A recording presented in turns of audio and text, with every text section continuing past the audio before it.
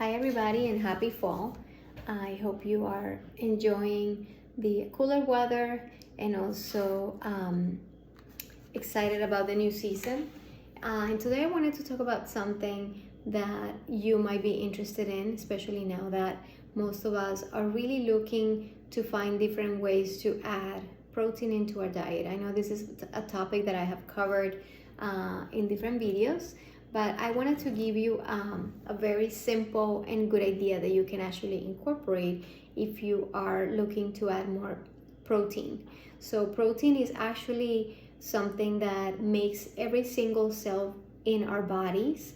So in order for us to age healthy or healthier, it is very important that we eat enough protein. And we all need different amounts of protein, but the importance is of having a balanced and healthy diet while we also add protein.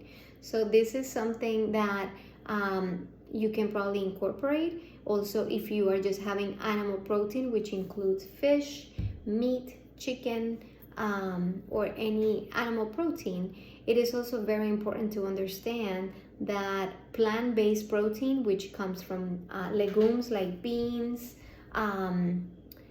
also a lot of grains, it's very important because it actually has more fiber, and fiber is super important to stay healthy. So fiber and protein combined is better than just having protein with no fiber. And this is one of the solutions, or one of the ideas that I'm going to share with you, so you can have both protein and fiber together. So I wanted to talk about beans versus meat, or beans versus regular meat. So I know that some of us just look at the numbers when it comes to protein and think right away about meat, but believe it or not, beans are actually cheaper. So if you think of a can of beans, this is actually $1.07, and a pound of beef or meat can be between $6 to $12. It depends where you buy it. So think of that. Is number one, cheaper. Also, when you think about fat, so beans have 0 grams of fat, and meat or beef has 18 grams of fat per serving. That's a lot. 18 grams of fat versus 0 grams of fat from beans. So beans are definitely healthier when it comes to fat. Saturated fat, which is something that we should really limit or even avoid. So beans have 0 grams of saturated fat, and beef or meat has between 7 to 10 grams of fat for a small serving. So again, beans are the winners. They have no saturated fat. The other thing that is important is cholesterol. Cholesterol can actually promote a lot of issues and a lot of immune diseases, and also aches and pains, and it's something that we should avoid or limit as we get older. So beans have 0 grams of cholesterol, and beef and meat has 80 grams of fat in a serving. That's a lot. So beans again are the winners. And the last one, so that you can think about what you would like to do more, eat more meat or more beans and legumes.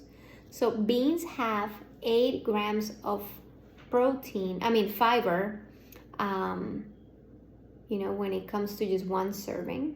So it will be maybe half of this can is one serving. And it has 8 grams of fiber versus meat. Meat has 0 grams of fiber, and we do need a lot of fiber in our diet.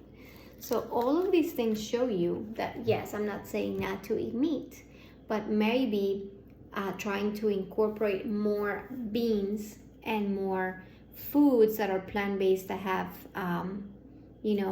all of these nutritional factors or nutrition that are good for our health.